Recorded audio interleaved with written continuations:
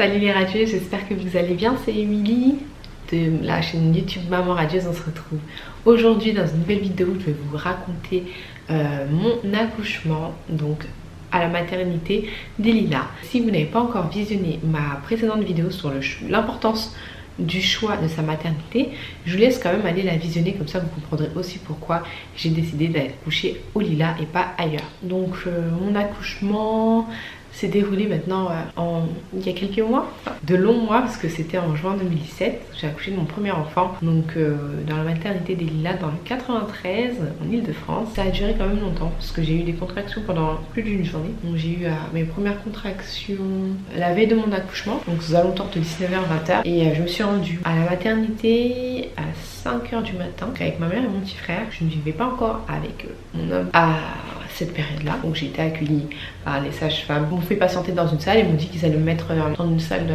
préparation, je crois, c'est ça, je sais plus comment ça s'appelle. Bref, pour faire un monitoring, etc. Donc on m'a fait un monito. Effectivement, le travail, il avait bien commencé. De toute façon, j'avais un contractomètre pour calculer mes contractions, pour ne pas me rendre à la maternité trop tôt. Voilà, j'avais pas envie qu'on me dise de rentrer. Donc je savais déjà que le travail il avait commencé, sachant que j'avais pas eu beaucoup de contractions pendant ma grossesse. J'avais quelques contractions non douloureuses. Celle-ci elle était douloureuse et voilà, mon instinct de maman, de future maman en tout cas, me faisait sentir que voilà, mon fils il arrive. Voilà, j'ai été accueillie par une sage-femme que je n'avais pas encore vue, il me semble, je la connaissais pas. Super sympathique, elle m'a posé un monito, elle m'a posé un cathéter, c'est ça? Donc en fait elle m'a juste posé le cathéter, elle m'a dit qu'on va rien me donner, mais au cas où, voilà, s'il y a un souci, au moins le cathéter il est déjà posé. Donc on me l'a posé, on m'a fait mon monito, évidemment comme je l'avais imaginé et que je m'étais rendu compte, le travail avait déjà bien commencé. Mais elle me disait que j'étais ouverte à un doigt. En fait, j'étais déjà ouverte à un doigt depuis un mois. Mais j'étais toujours ouverte à un doigt. Sauf que les contractions, elles étaient très régulières et elles commençaient à être un petit peu longues quand même. Donc elle m'a gentiment dit que j'allais accoucher certainement dans la soirée. Ça allait pas être pour tout de suite, mais en tout cas, ça devrait être pour aujourd'hui. Donc ce qu'elle me proposait, c'est soit d'aller marcher, voilà, me déplacer pour accélérer le travail, ou soit il me donnait une chambre pour me reposer. Sachant que, je vous rappelle, il était 5h du matin, et je n'ai pas insisté sur le fait que j'avais super mal, parce que j'avais mal.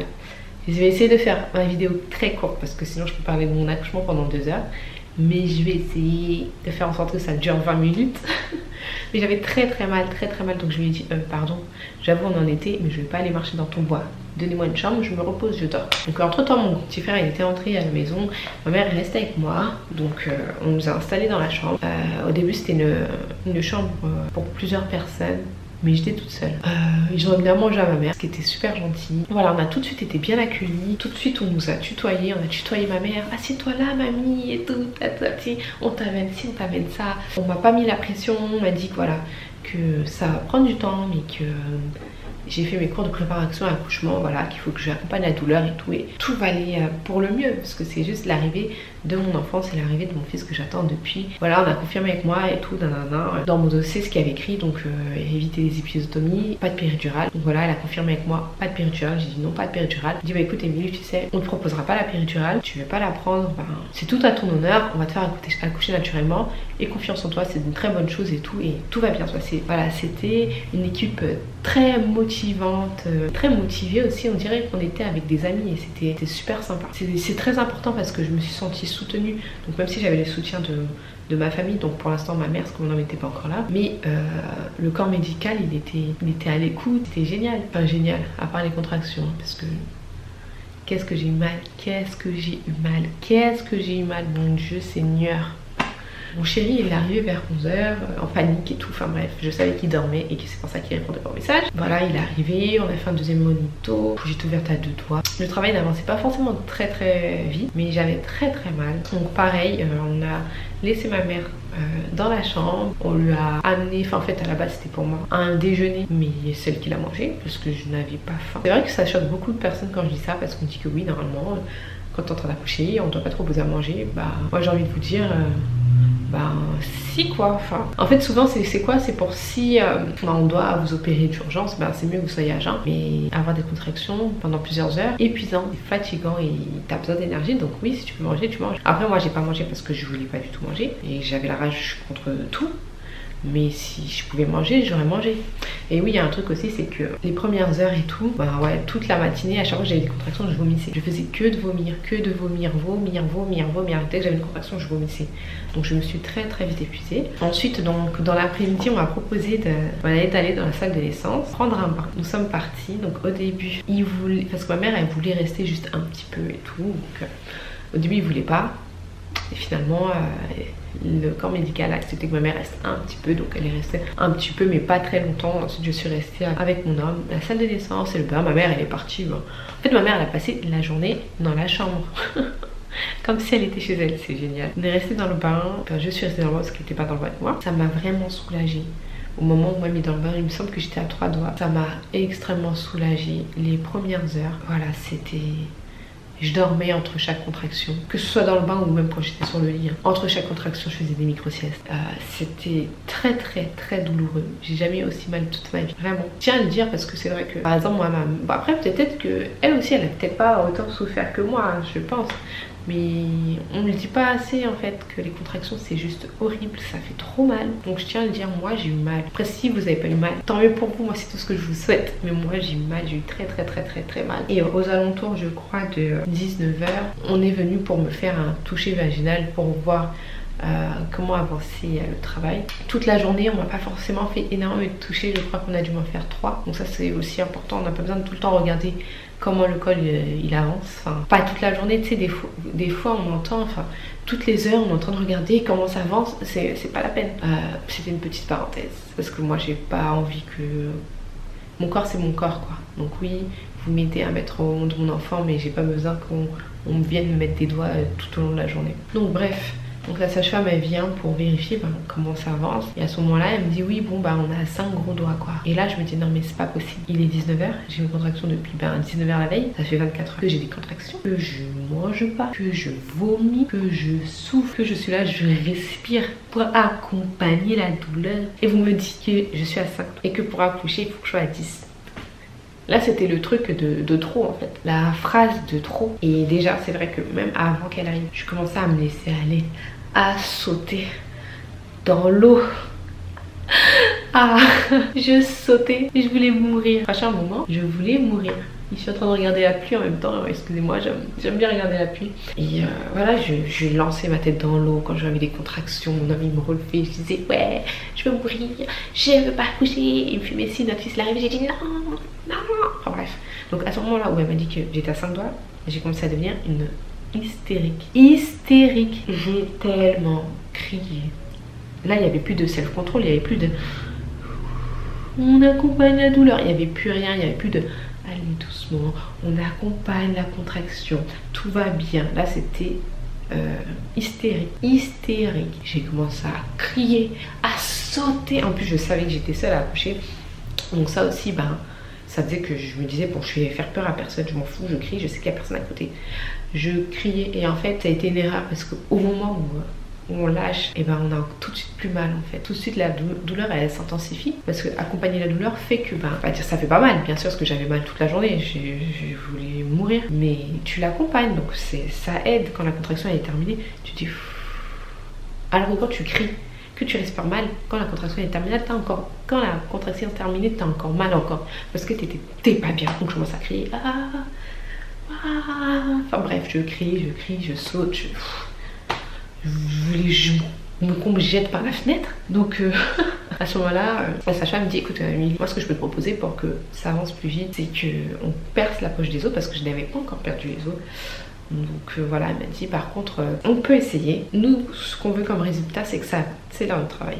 mais ça peut ne pas l'accélérer. C'est un risque à prendre parce que dans tous les cas, quand on va percer la poche des os, les contractions vont être beaucoup plus intenses que celles que tu as aujourd'hui. J'ai réfléchi un petit peu et voilà, on a décidé de percer la poche des os parce que je n'en pouvais plus. Même si c'était un petit peu contraire à mon accouchement que je voulais naturel, parce que percer la poche, c'est un peu déclencher l'accouchement, parce que la poche, à un moment, elle va se percer avec les contractions, elle est censée se percer naturellement. Mais là, je n'en pouvais plus. C'était soit ça, soit j'allais faire un malaise, soit je me serais suicidée à un moment, on m'aurait laissée toute seule, quoi.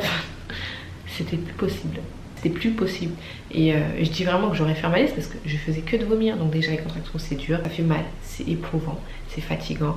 Et si je fais que de vomir, on a tous vomi dans notre vie, on sait très bien comment ça vide de notre énergie de rendre. Donc je rendais toute la journée, là je n'en pouvais plus. Donc à ce moment-là on a changé d'équipe. Donc là je suis tombée sur des sages-femmes que j'avais déjà vues en consultation, avec une stagiaire aussi que j'avais déjà vue en consultation, et une troisième sage-femme que je ne connaissais pas et qui était extrêmement douce. Elles sont arrivées, on nous a déplacés, monsieur n'est pas monté sur la table avec moi, mais on m'a déplacé donc du coup sur la table d'accouchement pour me mettre en position gynécologie, vérifier si on était toujours à 5 doigts, enfin mon petit monitoring, c'était mon 4e de la journée. J'en ai pas fait énormément, en tout cas j'étais pas en monito continu quoi, chose qui ne sert pas à grand chose. Donc voilà, donc la sage-femme qui me caresse les jambes, les cuisses, qui me dit que voilà, que je suis forte, que je suis belle, que je vais y arriver, que depuis ce matin, tout le monde parle de moi parce que ça se passait bien, tout le monde parle de moi parce que je suis une battante et que j'arrive à accompagner ma douleur et que là voilà, je suis en mode hystérie, mais que je peux y arriver. Donc il faut que je me recalme, que je me reconcentre. Voilà, moi j'ai envie de pleurer. Je pense que j'avais tellement mal que j'arrivais pas à pleurer, mais vraiment. Voilà, elle me calme, j'essaie de me calmer. On continue à me dire qu'on est avec moi, que ça va aller, qu'on n'a pas besoin de la péri, que il faut quand même que je me calme parce qu'on ne voudrait pas que je fasse un malaise, ce serait tout gâché et que ça va aller. Voilà, que mon fils il arrive, que mon homme il est avec moi et qu'heureusement il était avec moi. Il m'explique comment ça va se passer, qu'on va percer la poche, voilà, je dis ok et tout. On nous demande si on est prêt, mon homme et moi, donc oui, nous sommes prêts. Je sais pas entre lui et moi qui était le plus près. Donc elle prend son petit bâton, elle attend qu'une contraction passe et entre deux contractions, elle me perce la poche. Donc c'est une sensation qui est très bizarre. C'est désagréable en fait. Pas mal en soi parce qu'on te pique pas, mais en fait tu sens comme si ça éclate et que ça gicle, et comme si tu étais pipi dessus, mais en même temps c'est très bizarre. Et j'ai vu comment c'est sorti. C'est sorti sur elle et tout. Et en fait, c'est pas ça qui m'a marqué le plus. Ce qui m'a marqué le plus, c'est leur regard après avoir percé la poche. En fait, elle me regardait comme ça. En mode, on l'attend. Mais à un moment, j'ai une contraction. Avant même que la contraction arrive, je les ai sentis m'agripper. Et là, je sais même pas si je vais terminer cette vidéo. Voilà, je crois que c'est la fin de la vidéo. Voilà, j'espère que ça vous a plu. Un petit pouce bleu, abonnez-vous et à la prochaine. Non, je rigole. Non, et là, une contraction qui est montée dans toute ma colonne vertébrale, dans tout mon dos, dans tout mon corps, mes cervicales, mon cerveau, mes yeux qui allaient sortir de leurs orbites. Et j'ai crié, j'ai sauté, j'ai volé, j'ai dansé, je me suis mise toute nue, j'ai hurlé dans tous les sens, j'ai hurlé. Elles étaient 3 en train de me tenir en bas et mon homme qui me tenait, il me tenait, j'étais là. Et je criais, j'ai hurlé, j'ai eu mal. Quand je me dis j'ai eu mal, j'ai eu mal. Et en fait, j'ai eu envie d'aller aux toilettes. Amenez-moi aux toilettes, s'il vous plaît. Je vais me chier dessus, je vais faire caca. J'ai envie de faire caca.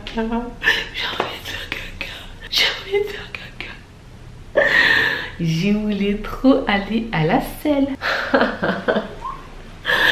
Et là, elle se regarde, comme ça. Elle se regarde. Elle me dit ouais Émilie, mets-toi bien et tout, faut qu'on regarde, qu'est-ce qui se passe et tout, non. Et moi je suis là, non, touche.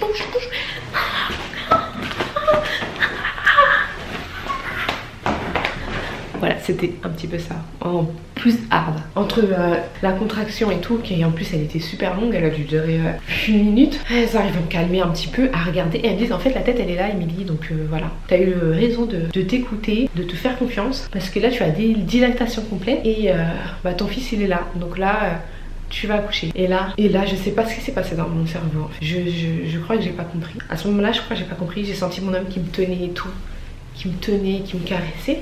Et j'ai pas compris. Ouais, c'est exactement ça, j'ai pas compris. Et je suis émue, rien d'en reparler. Ouais, elles m'ont demandé dans quelle position je voulais accoucher. C'est une question que je me suis posée pendant toute ma grossesse. Comment je vais accoucher à quatre pattes, accroupie et tout. Mais là en fait j'étais juste épuisée, suicidaire, que j'ai dit je sais pas en fait. Je sais pas. J'étais comme ça. Là, ce que j'ai ressenti, c'était trop. Et d'ailleurs, petite parenthèse, mon homme qui regardait le monitoring en même temps que les sages-femmes, tout au long de la journée, il a vu comment ça oscillait la graduation des contractions. Et en fait, la mesure des contractions, donc je ne sais pas c'est quoi exactement la mesure, mais on va dire que la contraction avant qu'on rompe la poche, elle oscillait dans les 85 je crois, sachant que quand je suis arrivée le matin ça faisait du 25, donc voilà, ça a été une douleur qui a été crescendo toute la journée. Et quand on a percé la pêche des os, c'est monté jusqu'à 198 il m'a dit. Ça veut dire que en une contraction, la douleur que j'ai eu crescendo toute la journée, elle s'est multipliée en deux en une contraction. Et en plus de ça, enfin voilà quoi, c'est pour ça qu'en fait elles ont toutes attendu la prochaine contraction et que lui-même aussi il a regardé le truc et lui-même aussi il m'a tenu parce qu'il a senti que j'allais sauter par la fenêtre, parce que c'est ce qui aurait pu se passer en fait en réalité je crois.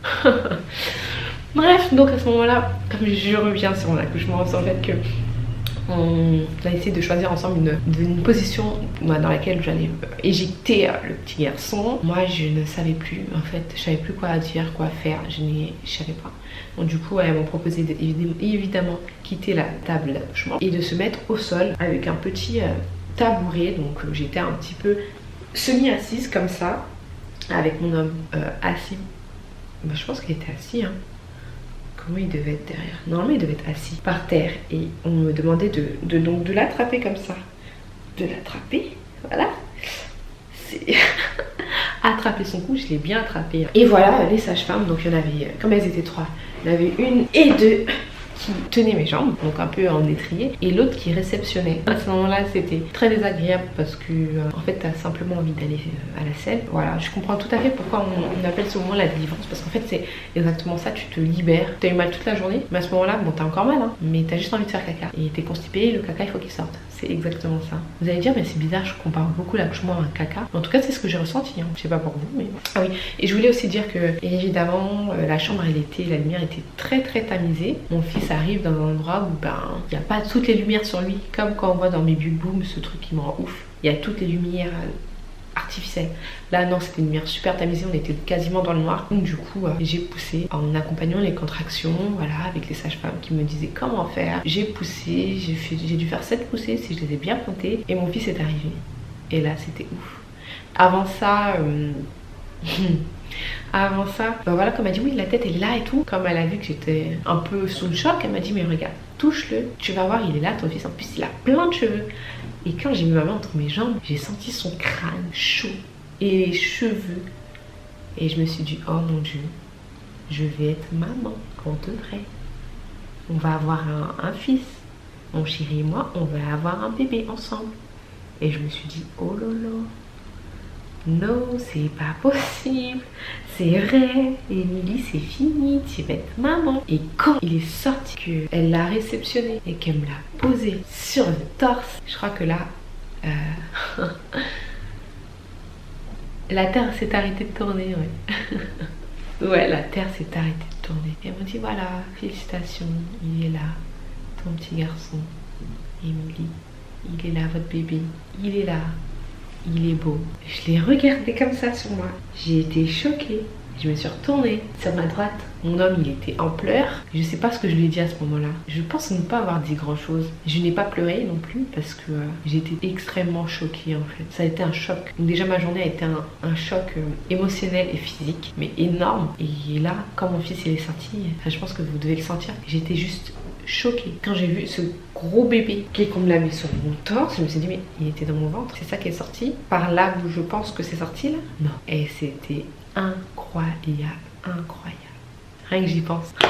C'était fou. Et dès que j'ai accouché, il y a une sage-femme qui est partie, qui a couru pour dire on va aller chercher mamie, on va aller chercher mamie. Et j'ai trouvé ça super mignon, ça m'a grave touchée. Donc ils sont partis pour prévenir ma mère que j'avais accouché. La première péricultrice est arrivée, elle s'est présentée, pour dire comment ça allait se passer. Donc elle a habillé mon fils. Vous voyez, l'on suit vite fait, hein. On l'a habillé, un petit bonnet, je sais même plus. Une couverture, après je me rappelle plus. Je sais plus comment il est habillé, je sais plus. Là comme ça, c'est vrai que je suis un peu... Et donc voilà, elle m'a expliqué comment ça va se passer après. Donc comme on était par terre, on m'a remise quand même sur la table d'accouchement pour que je sois un peu plus à l'aise. Mon homme était à côté. On a essuyé un petit peu les taches et éventuels liquides amniotiques par terre et de sang.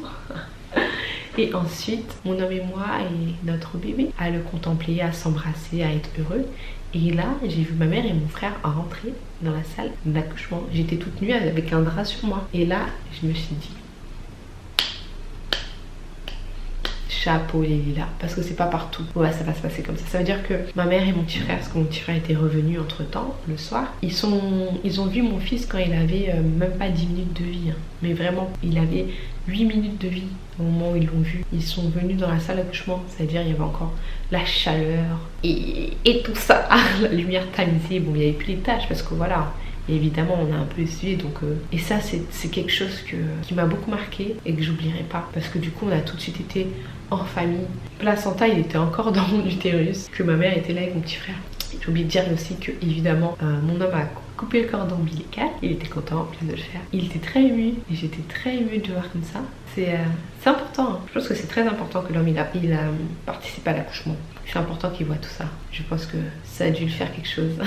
Ça lui a fait quelque chose, je l'ai bien vu. Ensuite, on a fait sortir ma mère et mon petit frère pour que je puisse faire sortir mon placenta. Donc les sages-femmes sont revenues pour regarder comment mon placenta il était, s'il se partait bien et tout. Et voilà, elle me disait de toute façon on va pas tirer dessus. Quand tu as des petites contractions, tu pousses pour l'accompagner. Et donc voilà, à un moment j'ai réussi à le faire sortir tout seul mon placenta. Et ce que j'ai trouvé superbe, c'est que déjà elles se sont excusées de ne pas pouvoir nous le laisser. Donc même si je l'avais pas demandé, et de toute façon je sais qu'en France on ne le laisse pas. Mais j'ai trouvé que c'était très beau d'être désolée de ne pas nous laisser le placenta, parce que c'est un organe qui est ultra important. Et si j'aurais pu le garder pour le planter, ça aurait été juste magnifique. Mais bon, on n'est pas dans la bonne société. Qu'est-ce que j'ai adoré aussi, c'est qu'elles ont ouvert mon placenta, enfin ouvert, ils n'ont pas coupé, mais ils me montraient, ils nous ont montré avec mon homme, voilà, votre fils il était comme ça dedans, pendant peut-être 2-3 minutes, nous expliquer le rôle du placenta, etc. Et j'ai trouvé ça superbe, jusqu'à ce qu'elle soit partie avec. J'ai mis mon bébé au sein aussi, mais je lui ai fait une petite tétée de bienvenue, donc ça c'était très émouvant de la première mise au sein de mon bébé et qui s'endorme, et c'était trop beau. Et puis voilà, ensuite ils ont rappelé ma mère et mon petit frère qui sont venus, et ensuite peut-être une bonne heure, 1h20 après mon accouchement, mon homme est parti avec mon fils pour les premiers soins. Bah oui, parce qu'il n'avait pas encore les premiers soins. C'est-à-dire que voilà, moi quand j'ai accouché, mon fils il est resté sur moi, il est resté contre moi, il est resté avec nous, il était avec sa maman, son papa, et ensuite avec sa famille, donc mamie et tonton. Et ça c'est juste génial. Et voilà, en attendant, moi j'étais là avec ma mère, mon petit frère, on discutait, on a appelé mon père, on a appelé mon grand frère, voilà, et tout. Enfin bref, prévenir tout le monde que le petit garçon tant attendu est arrivé. Le temps de finir les soins, mon homme est revenu avec notre enfant, on est encore resté dans cette salle de naissance, et ensuite on nous a transférés dans ma chambre. Et pareil, à ce moment-là, on est resté dans ma chambre avec ma mère et mon petit frère, qui ont dû quitter la maternité, je pense, aux alentours de 1h30 du matin. Donc voilà, ça j'ai trouvé ça génial, parce qu'ailleurs, voilà, il y a déjà le père de l'enfant. Pourquoi la grand-mère, l'oncle, ils doivent rester? Enfin, on n'a pas besoin d'avoir toute cette personne dans la chambre, sortez, voilà, il n'y a pas de visite à cette heure-ci. Mais là-bas, c'était pas comme ça, parce que c'est très famille. Voilà, j'espère que j'ai pas trop parlé, j'ai essayé de décorter un peu le truc. Je suis très émue. Du coup, je vais arrêter cette vidéo. J'espère que ça vous aura plu et intéressé d'entendre une bonne partie du récit de mon accouchement. Voilà, c'était une super expérience d'accoucher au Lilas. J'avais l'impression d'être chez moi, j'avais l'impression d'accoucher en famille, j'ai l'impression d'être avec des copines, et c'était très important pour moi. D'ailleurs, en plus, après mon accouchement, on m'a servi un repas dans ma chambre à minuit, c'était très bien. Même si c'est ma mère qui l'a mangé encore. Voilà. Je vous ferai une vidéo du coup pour mon expérience au Lilas. Du coup, après mon accouchement, donc mon hospitalisation, qui a duré 3 jours, il me semble, qui n'était pas la même expérience que mon accouchement, très différent. Je vous en parle dans une autre vidéo. Si vous n'êtes pas encore abonné, je vous invite à le faire. Et voilà, on se retrouve bientôt sur ma chaîne. Je vous fais plein de bisous.